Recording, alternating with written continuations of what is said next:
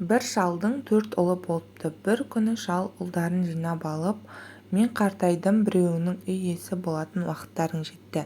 Кімнің ақылы байлығына сай болса, сол мұрагерім болады. Әрқайсың маған байлықтарың мен ақылдылықтарыңды көрсетулерің керек дейді. Үлкен ұлы асыл тас салған жүзігінің көзін көрсетіп: міне менің байлығым, ал кім бай болса, сол ақылды дейді. Екінші ұлы асыл киімдерін киіп әдеміленіп келеді де: мені осы түрімде көргендер ақылым мен байлығымның алдында бас иеді дейді. Үшінші ұлы күміспен және алтынмен апталған белдігін буынады да: бұндай белдікті ешкім ешқашан буынып көрген емес дейді.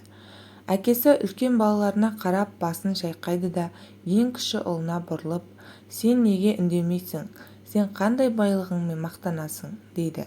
Сонда кенжесі: менде асыл тасты жүзік де, сәнді киім де, алтын күміспен апталған белдік те жоқ.